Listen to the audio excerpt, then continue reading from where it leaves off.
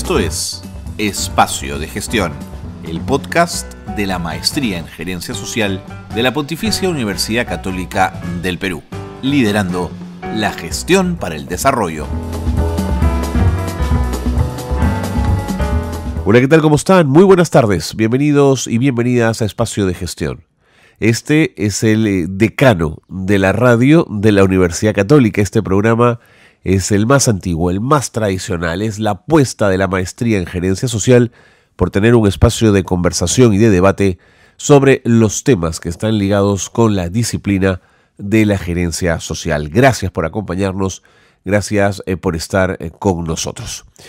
Hoy nos vamos a aproximar a una problemática que crece, y es que pese a que hay ley, pese a que hay política pública, pese a que hay un sistema de salud que debería estar preparado para atender a las mujeres que en situación de riesgo por su embarazo deciden interrumpirlo, hablamos del aborto terapéutico, aún hoy hay mujeres a las que se les niega este derecho.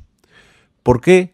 Por cultura, por misoginia, por patriarcado, por atavismos, porque hay una cultura instalada en el sector salud de no reconocer los derechos de la mujer cuando se trata de salvar su vida, siempre, por supuesto, que esté enmarcado en la ley del aborto terapéutico. Pese a que hay ley que las protege, que las ampara y que las defiende, la situación es dramática. Y de esto vamos a conversar porque ya Naciones Unidas y ya la Corte Interamericana de Derechos Humanos ha sido muy clara con el Perú respecto al necesario y obligatorio cumplimiento de los protocolos de aborto terapéutico para salvar la vida de decenas de mujeres. Bienvenidos y bienvenidas a Espacio de Gestión. Bien, en el programa de hoy vamos a conversar con Edith Arenaza, ella es de Promsex, en relación a la situación del aborto terapéutico en nuestro país. ¿Cuál es la postura oficial del Estado peruano respecto al aborto terapéutico? Pero digamos, no solo la postura en relación a lo que piensa, cree u opina sobre el tema, sino que hay a nivel de la legislación al respecto. Edith es experta en estos temas y yo creo que vamos a poder conversar a fondo en relación al aborto terapéutico en el Perú. ¿Cómo te va, Edith? Bienvenida, gracias por acompañarnos. Bueno, Carlos, muchas gracias por la invitación. En nuestro país el aborto terapéutico es legal desde 1924, pero pese a que es legal, se ha visto que en nuestro país no se contaba hasta antes de 2014 con un protocolo que regule los supuestos y el procedimiento, cómo las mujeres pueden acceder a este recurso legal. La falta de este recurso, como el protocolo de aborto terapéutico, ha generado graves violaciones a los derechos humanos y muchas veces, inclusive, la negativa de los profesionales de la salud de dar a las mujeres este servicio legal. Caso de ello tenemos los casos emblemáticos de DLC, KL, ¿no?, a quienes se le negó el aborto terapéutico pese a que su vida y riesgo estaban en grave peligro producto de la continuidad de un embarazo. En estos casos, los comités de Naciones Unidas dictaminaron y ordenaron al Estado peruano implementar el protocolo de aborto terapéutico. En el 2014, el Ministerio de Salud, debido a los casos KL y LC, aprobó el protocolo de aborto terapéutico en nuestro país. Este protocolo regula el procedimiento, así como los supuestos en que las mujeres pueden acceder el aborto en caso se encuentre en grave riesgo su vida y su salud. Sin embargo, pese a que contamos con un protocolo de aborto terapéutico y que a partir del 2014 y que desde hace más de del año de 1924 el aborto es legal en razones terapéuticas, hasta la fecha hay situaciones en que los profesionales de la salud se niegan servicios de salud para las mujeres que tienen en riesgo su salud. Prueba de ello tenemos también el caso Camila. Recientemente el Comité del Niño de Naciones Unidas, 2023, en junio, ha dictaminado, se ha pronunciado sobre el caso Camila, a quienes los profesionales de la salud le negaron el acceso al aborto terapéutico a una niña de 13 años que tenía un embarazo que ponía en riesgo grave su vida y su salud. Pese a que ya se contaba incluso con un protocolo de aborto terapéutico que regulaba, ¿no?, los plazos, así como también los el trámite de este servicio legal. En ese sentido, en nuestro país, actualmente, pese a que contamos no solo con una despenalización en este supuesto del aborto, y además un procedimiento, un protocolo que regula el trámite y cómo los profesionales de salud tienen que evaluar estas solicitudes, pese a eso, aún hasta la fecha existen arbitrariedades por parte de los profesionales de salud que niegan a las mujeres ese servicio, ¿no? Recientemente, también en este año, justo ha sido la sentencia de la Corte Suprema también a nivel nacional, en que declara constitucional esta norma técnica que es el protocolo de aborto terapéutico que regula el procedimiento para hacer esta solicitud, y a la vez también ha reconocido que la necesidad de esta norma técnica para los servicios de salud pública en especial, ¿no? Que se rigen justamente o guían las atenciones respecto a normativas o protocolos que guían, ¿no?, el actuar de los profesionales de la salud. Además de eso, también la Corte Suprema dictaminó que esta guía tiene que considerar el consentimiento de las niñas y adolescentes al momento de aplicar la guía, algo que anteriormente no se contemplaba en esta norma técnica. De acuerdo. Entonces la Corte Suprema le ha ordenado implementar esto al Ministerio de Salud. Edith, preguntas muy puntuales. Creo que esta primera aproximación que has hecho, amplia y llena de elementos, configura la situación, pero yo quería hacerte algunas preguntas puntuales. Estas barreras que enfrentan las mujeres en el Perú a la hora de buscar acceder al aborto terapéutico y que ha sido refrendada en estas sendas sentencias de la Corte Interamericana e incluso de la Corte Suprema, diríamos que son barreras comunes, generales, de amplio espectro, o están muy acotadas. Sí, miren, estas barreras que enfrentan las mujeres en general en nuestro país para los servicios de salud sexual y reproductiva tienen que ver con el sistema patriarcal y machista y los estereotipos que muchos de ellos hay en los profesionales de la salud, ¿no? Que tiene que ver justamente con la falta de capacitación también por parte de los profesionales de salud respecto a los derechos humanos de las mujeres, ¿no? Por ejemplo, esta negación del aborto terapéutico, pese a que es un recurso legal en nuestro país, lo que en el fondo hace justamente notar es que los profesionales de la salud lo que intentan es que las mujeres a todas costas, ¿no?, lleven o cumplen su rol dentro de la sociedad, ese rol de género que está lleno de estereotipos de una función reproductiva, ¿no?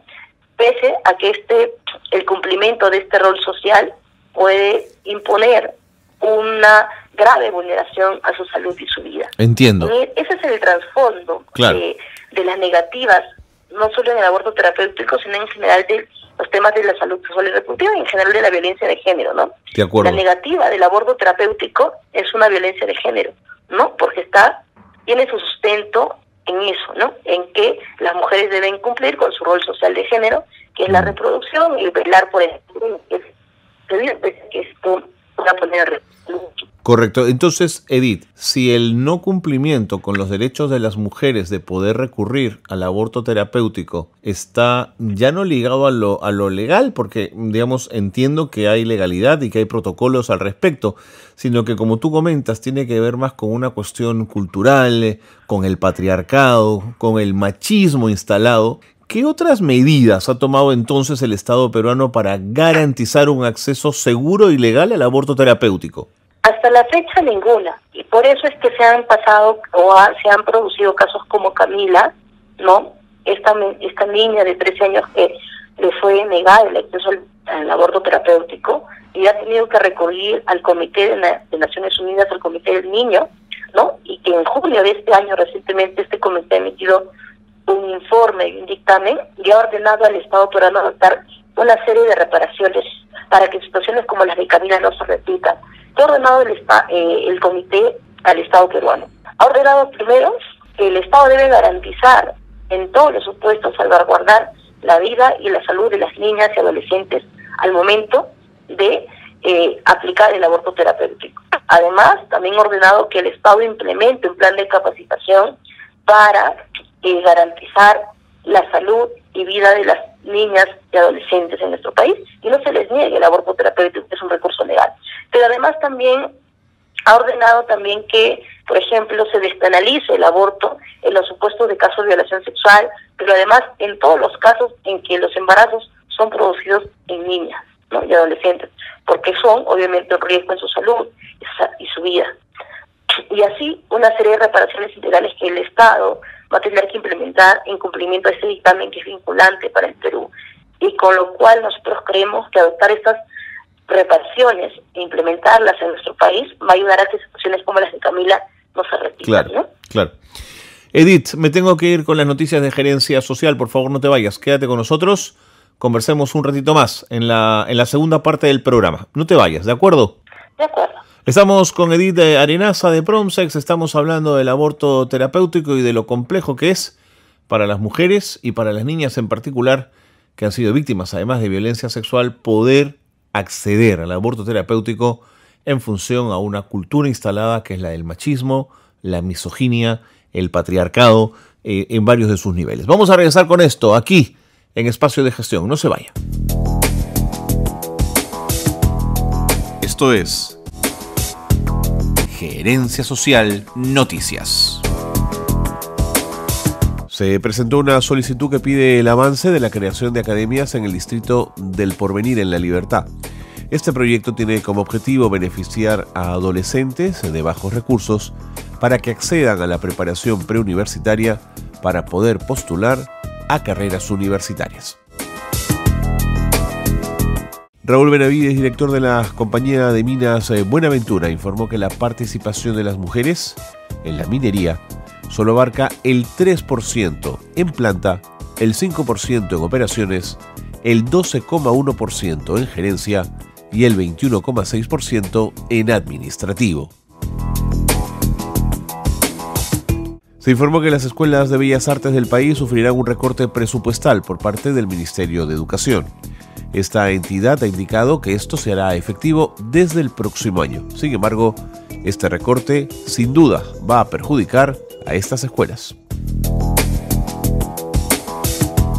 Hasta aquí las noticias de Gerencia Social que marcan la actualidad. Bien, y como lo habíamos anunciado, seguimos conversando con Edith Arenaza de Promsex en relación a la situación del aborto terapéutico en nuestro país. Dime una cosa, Edith, a veces los protocolos médicos son desarrollados a propósito de una forma farragosa y poco clara para que su aplicación sea cada vez más difícil y compleja. Yo quería preguntarte si los criterios médicos y legales que se deben cumplir para acceder al aborto terapéutico en nuestro país son suficientemente claros como para que cualquier profesional, más allá de la fe que tenga, de la mirada del mundo que tenga, de la cultura que tenga, sepa aplicar la ley. Bueno, el protocolo de aborto terapéutico regula diferentes supuestos, ¿no? Patologías en las cuales las mujeres pueden acceder de forma inmediata a un aborto terapéutico, ¿no? Pero además establece una causal 11 en el que dice cualquier otra patología en el cual ponga en riesgo la vida o la salud de las personas gestantes que no haya sido contemplada en la guía. Y eso en virtud a que, como sabemos también, así como se desarrolla también el derecho, también existen, ¿no?, con el pasar del tiempo, nuevas patologías, o también por las propias condiciones particulares de las mujeres, ¿no? Entonces, no, una enfermedad de por sí no puede poner en riesgo grave como si lo puede tener de repente a otra mujer. Entonces, por eso es que la causal 11 es una causal abierta para cualquier patología, no sea por las nuevas que se desarrollen o también por las condiciones propias de cada mujer, que pueda generar una afectación a su vida y su salud. Ahora, ¿cómo es que se evalúa o se determina el grado de riesgo para la vida de la gestante o para su salud? La guía estableció de forma clara quiénes son los profesionales que se encargan de conformar esta junta médica. Entonces, al momento de las mujeres presentar su solicitud, lo que va a ocurrir es que se va a conformar una junta médica, uno es con el especialista, por ejemplo, de la patología con el que hace el diagnóstico de la mujer, ¿no? A la vez también otros 2 especialistas, y entre los 3 van a determinar científicamente si es que hay un riesgo grave o no para la salud o vida de la persona gestante, producto de la patología o las condiciones propias de la mujer. En ese sentido, son ellos mismos los profesionales de salud quienes van a determinar. Pero ¿qué es lo que ha estado pasando? Que los profesionales de salud ni siquiera han llegado a evaluar la solicitud de las mujeres, ¿no?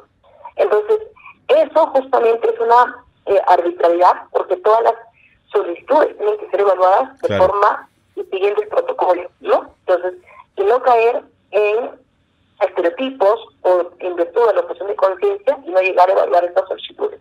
Algo adicional también que de repente me olvidé mencionar es que la Corte Suprema también ha ordenado al Ministerio de Salud a regular la objeción de conciencia al momento de aplicar la guía.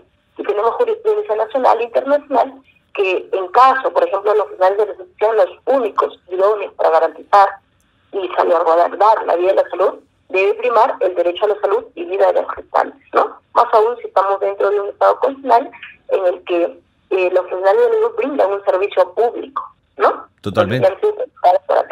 Totalmente.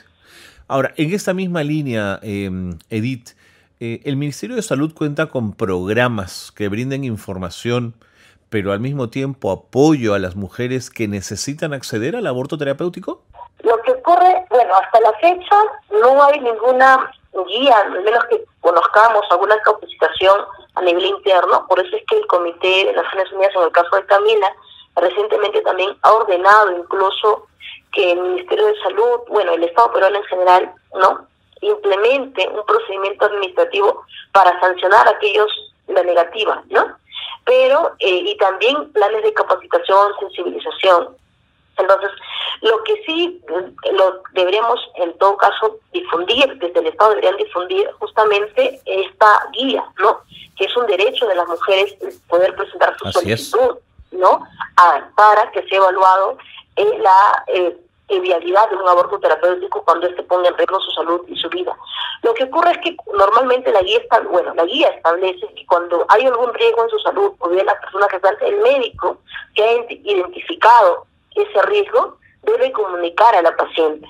Y en virtud de eso es que la paciente presenta su solicitud y este médico lo traslada a justamente y conforma la Junta Médica al interior del centro de salud del hospital, ¿no? Y esa es la ruta que sigue. Y posteriormente tiene la respuesta formal de esta Junta Médica. De acuerdo. Ahora, los argumentos de los grupos mal llamados pro vida, porque la única vida que les interesa parece ser la del no nacido y no la vida de las mujeres, pero la opinión de estos grupos sobre las medidas que el Estado peruano está tomando sobre el aborto terapéutico parecen ir en la línea de negarse a cualquier posibilidad de aborto, incluso el aborto terapéutico, en la medida en que éste podría abrir las puertas a otras fórmulas o a otras maneras en las cuales las mujeres podrían acceder al aborto. ¿Te parece un argumento válido? No, y así lo ha declarado ya la Corte Suprema, porque también informo, querido Carlos, que estos grupos conservadores, por ejemplo, como Ala Sin Corponenda y otro grupo más, han interpuesto diversas acciones jurídicas contra el actual protocolo de aborto terapéutico que pese justamente a las falencias que te he comentado, pero sin embargo posibilita, ¿no?, o ayuda justamente a que las mujeres puedan acceder al aborto terapéutico. En ese sentido, la Corte Suprema y el Poder Judicial, en dos procesos, uno de acción popular y otro proceso de amparo, en el último proceso de acción popular, en el que se analiza técnicamente si estos argumentos como los que señalas tienen asidero constitucional o legal, han declarado que esos fundamentos no tienen consistencia jurídica ni en el derecho a nivel de la Constitución ni a nivel internacional. Entonces, por ello, han declarado infundada y en otros casos incluso improcedentes sus demandas, y por el contrario han declarado que contar con un protocolo como es el aborto terapéutico y en general el aborto terapéutico ayuda a que el Estado de Derecho, el Estado constitucional del Perú, cumpla con su función como es resguardar la salud y vida de las mujeres que se ponen en riesgo justamente por la continuidad de un embarazo. Y conforme también a los estándares internacionales de derechos humanos, ¿no? Como la Corte Suprema, como la Corte Interamericana, así como de Naciones Unidas. Edith, cuando el Comité de Naciones Unidas, en el caso de Camila, emite el informe al que hemos podido acceder, yo creo que es una buena bofetada al Estado peruano. Digamos, sentí por el texto, por la forma como el comité se expresaba, por lo que le decían al Estado peruano, que es un mensaje potente. ¿Crees que genere cambios? Yo creo que debería generar cambios porque no solamente a Camila, mira, sufrió violencia sexual por parte de su padre, Así es. por el cual quedó embarazada, sino que frente a un embarazo en riesgo, el Estado le falló al negarle el aborto terapéutico. Pero pese a eso, incluso, imagínate, no era suficiente con ello, con que le nieguen el aborto terapéutico. Cuando Camila sufrió un aborto espontáneo, ¿no? Porque eso pasó, la criminalizaron y la sentenciaron a una niña de 13 años, culpable, Tremendo. con una sentencia. No, es tremendo. Es muy fuerte, ¿no? Entonces, por ello es que el comité, ¿no?, ha señalado que todo este accionar del Estado, en vez de cumplir su función de proteger a una menor como es Camila frente a la violencia sexual, más bien lo que ha hecho es revictimizarla, ¿no? Y dejarla en un estado muy vulneratorio de sus derechos humanos, ¿no? Razón por la cual justamente ha ordenado una serie de reparaciones para Camila y en general para que situaciones como las de ella no se repitan. Claro, claro.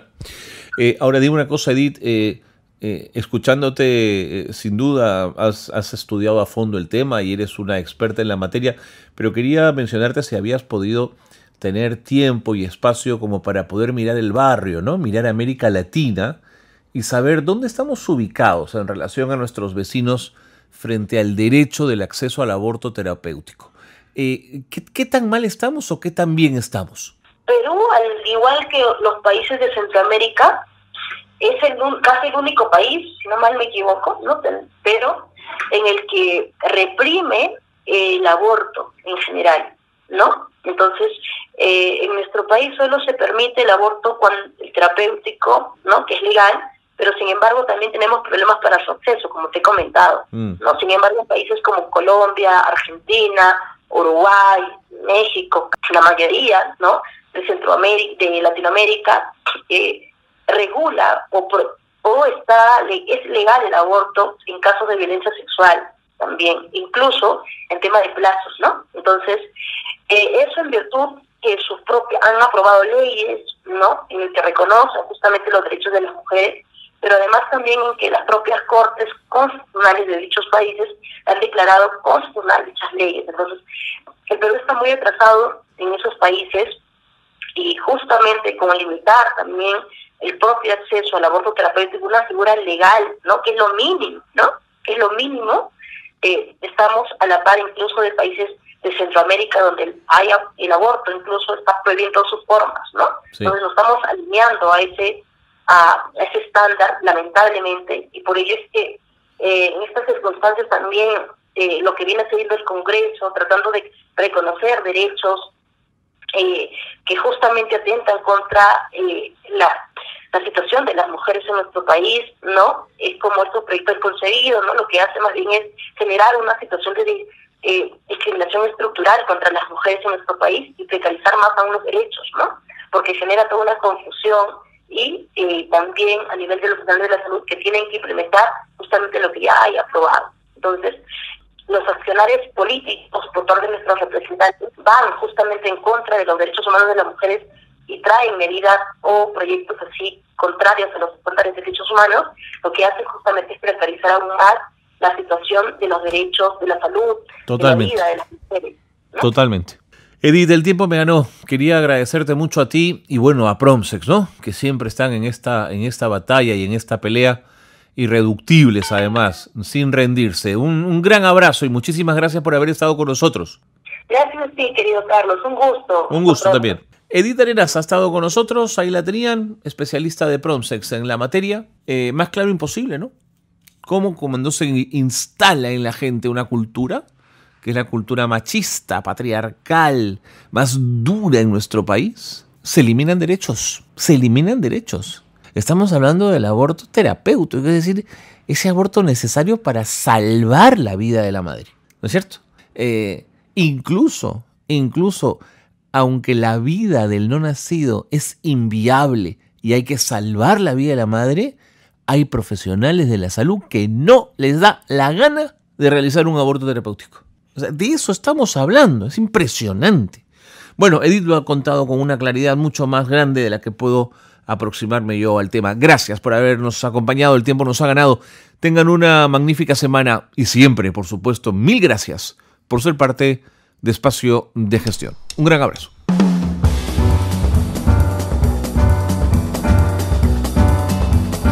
Hasta aquí una nueva edición de Espacio de Gestión, la gerencia social liderando la gestión para el desarrollo.